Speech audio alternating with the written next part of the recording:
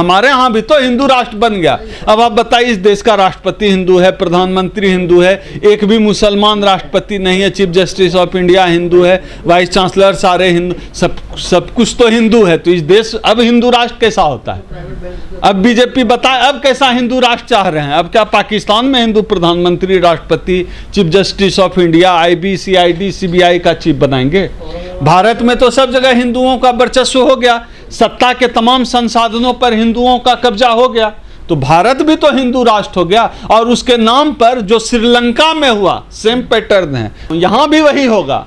ये भक्त, इनकी ज्यादा एक्सपेक्टेशन थी ना, हम जैसे लोग तो तैयार ही थे उस स्थिति के लिए, भक्त तैयार नहीं थे। भक्तों को लगता था 40 रुपया लीटर सरसों तेल हो जाएगा, पेट्रोल डीजल 10 रुपया 5 रुपया हो जाएगा, हर अकाउंट में 15 लाख आएंगे, गैस सिलेंडर 200 रुपये का हो जाएगा। तो भक्तों को लगता, हमको तो पता था क्या होगा।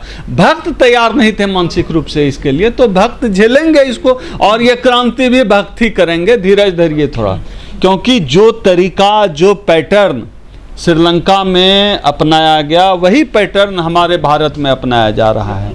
मूर्खता का शासन वहाँ भी था, मूर्खता का शासन यहाँ भी था। अंतर बस यही है कि भारत के लोग बहुत धीरज वाले हैं, बड़ा बर्दाश्त करते हैं। दुनिया के दूसरे देशों में इतना बर्दाश्त नहीं किया जाता है। मैं तो कई बार कह चुका हूँ और कहता ही रहता हूँ कि देश मोटा मोटी गृह युद्ध में झोंका जा चुका है। एक तो आय नहीं है, GDP जो है -22-23-4% चल रहा है। बेरोजगारी दर शीर्ष पर है, पिछले 48 साल में देश इतना बेरोजगार कभी नहीं रहा। कहीं रोजगार है नहीं, न कोई संभावना है। महंगाई चरम पे है, गैस का दाम 100 रुपये 1000 रुपये से ज़्यादा हो रहा है। पेट्रोल का दाम, पेट्रोल हर जगह 100 पार कर चुका है। तो महंगाई का ये आलम है। ऐसी स्थिति में दुनिया के और देशों में आप समझिए, ट्यूनेशिया में विद्रोह हो सकता है, इजिप्ट में विद्रोह हो सकता है, श्रीलंका में विद्रोह हो गया, प्रधानमंत्री का घर जला दिया गया, प्रधानमंत्री भागा भागा फिरा। भारत में थोड़ा स्लो है, लेकिन अब मुझे लग रहा है कि संभव है कि भारत भी उसी गति को प्राप्त करे। लेकिन सर लोग यहाँ तो सेंट्रल विस्टा बन रहा है भैया।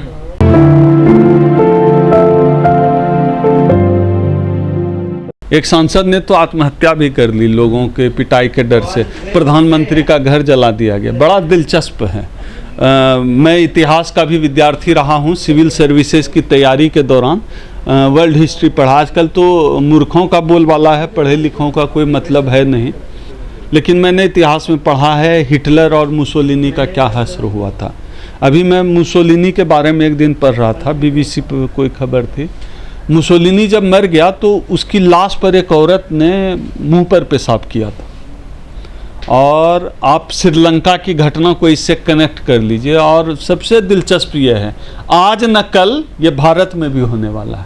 भारत में 100 पार पेट्रोल, 100 के लगभग डीजल, गैस सिलेंडर 1000 के पार, आलू प्याज सरसों तेल की धार देख लीजिए कैसी चल रही है। तो भारत भी उसी गति को प्राप्त कर रहा है। और सबसे मजेदार ये है जो होने वाला है इस देश में, जो श्रीलंका में हुआ, जो भक्तगण हैं इनके भक्त ही इनकी कुटाई करने वाले हैं, भक्त ही इनकी सुताई करने वाले हैं, क्योंकि झेल तो भक्त भी रहा है। हम जैसे लोग जो कि सरकार, इस फांसीवादी सरकार से, इस जन विरोधी सरकार से, इस दलित विरोधी, पिछड़ा विरोधी, आरक्षण विरोधी सरकार से हम जैसे लोग लोहा लेते रहे हैं, मुकदमा झेलते रहे हैं। हम लोगों को तो इस स्थिति का अंदाजा है 2014 के पहले से ही कि जब बीजेपी सरकार आएगी तक तो क्या होगा, नौकरियां खत्म हो जाएगी, महंगाई बढ़ेगी, असंतोष बढ़ेगा, रोजगार खत्म हो जाएगा, प्राइवेटाइजेशन हो जाएगा, पूरे देश को विकास के नाम पर बेच दिया जाएगा। हम जैसे लोग तो मानसिक रूप से तैयार हैं तब से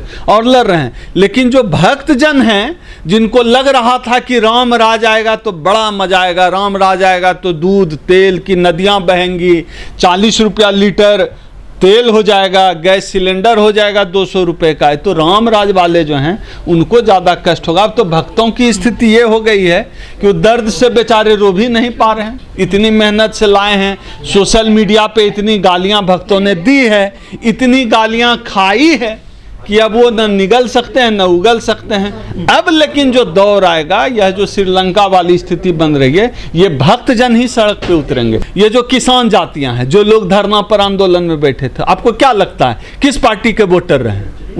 उसी पार्टी के वोटर रहे ना। तो इनसे तो सब त्रस्त हैं। जो सरकारी नौकरी में जो बड़े बड़े अधिकारी हैं, जिनका निजीकरण किया जा रहा है, वो किसके लोग हैं?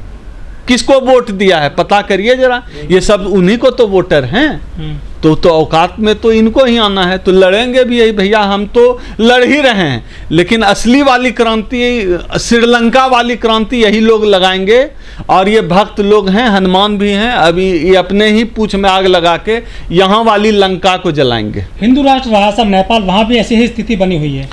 देखिए, किसी भी धर्म ने पूरी दुनिया, मैं तो हिस्ट्री का भी स्टूडेंट रहा हूँ, आप पूरी दुनिया में धर्म का अध्ययन कर लीजिए। धर्म ने और किया क्या है? युद्ध के अलावा, नफरत के अलावा धर्म ने किया क्या है? धर्म का तो यही काम है। पूरी दुनिया में आप देख लीजिए, अफगानिस्तान तबाह हो गया ना, पाकिस्तान तबाह है, श्रीलंका की हालत देख रहे हैं, नेपाल की हालत हमने देखी। अपने देश में देखिए, धर्म के नाम पर इस देश के नागरिकों को क्या क्या नहीं झेलना पड़ रहा है। तो धर्म हमेशा बर्बादी ही लाता है। सर, लोग कहते हैं कि हिंदू मजबूत हो रहा है आज। हाँ, तो हिंदू तो मजबूत हो ही रहा है। अरे आप क्या समझ रहे हैं? 200 रुपया सरसों तेल खरीद के हिंदू मजबूत नहीं होगा तो कौन मुसलमान होगा? 100 रुपया से अधिक डीजल पेट्रोल का भाव है, हिंदू मजबूत हुआ तभी तो खरीद रहा है। 1000 का गैस सिलेंडर ले रहा है तो हिंदू मजबूत है तभी तो ले रहा है। अब नौकरी नहीं है, उसके बावजूद भी लोग सरवाइव कर रहे हैं, तो हिंदू मजबूत ही तो हो रहा है। रोजगार नहीं, देश बिक रहा है लेकिन चुप है, तो मजबूत है तभी तो चुप है, देश बिकने के बाद भी। तो हिंदू, हम तो मान रहे हैं भैया कि हिंदू सच में मजबूत जाग भी रहा है। हाँ, अरे क्या बात करते हैं, हिंदू तो जाग ही रहा है। हिंदू जाग गया है तभी तो इतना कुछ देखते हुए कुछ नहीं बोल रहा है। सोया रहता तब तो झटका लगता। अब हिंदू जाग गया है, अब दिख रहा है, कोई बात नहीं, 200 रुपया पेट्रोल हो जाए या 2000 का हो जाए, अब हिंदू जाग गया है, कहीं कोई दिक्कत नहीं है। देश में मूर्खता का कंपटीशन चल रहा है भाई साहब।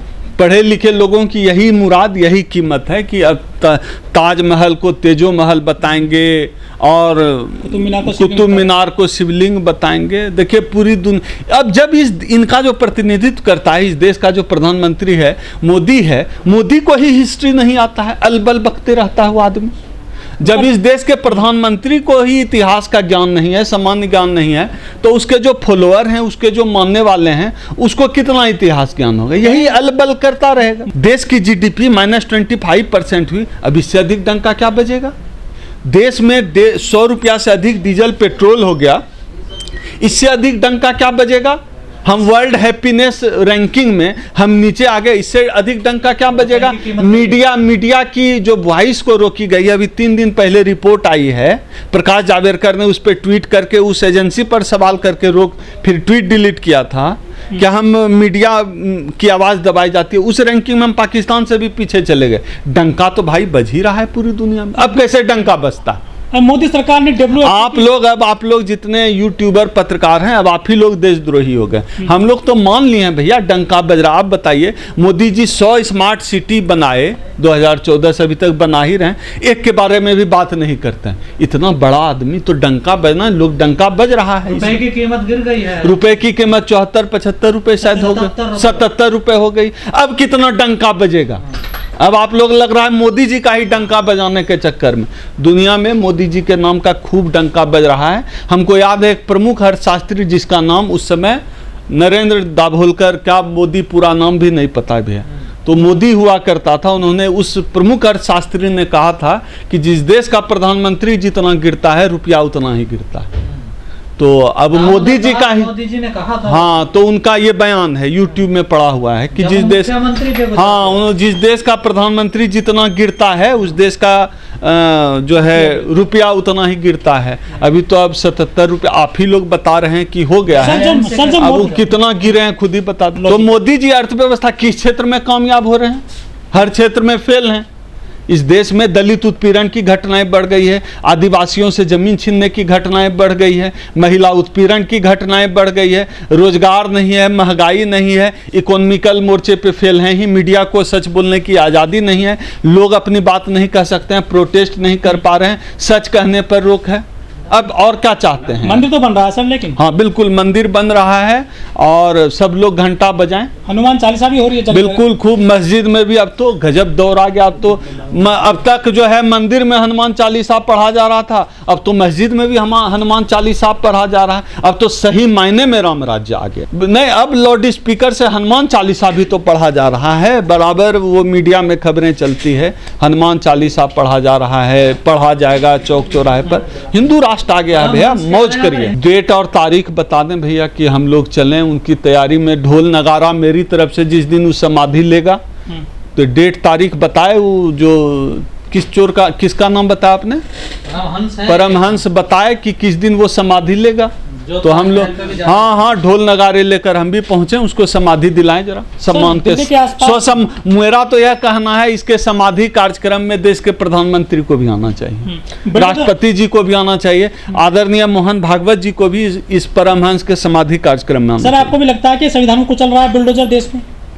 देखिए, यह जो बुलडोजर की पूरी संस्कृति है, यह दिखाया तो यह जा रहा है कि यह संस्कृति मुसलमानों के खिलाफ है, लेकिन सही मायने में यह बुलडोजर की संस्कृति देश के खिलाफ है, इस देश के संविधान के खिलाफ है। ये मुसलमानों को नहीं कुचल रहे हैं, ये कुचल रहे हैं इस देश के संविधान को, ये कुचल रहे हैं इस देश की परंपरा को, ये कुचल रहे हैं इस देश के आत्मसम्मान को, ये कुचल रहे हैं इस देश के गंगा जमनी तहजीब को, ये कुचल रहे हैं इस देश के लोकतंत्र को बुलडोजर से।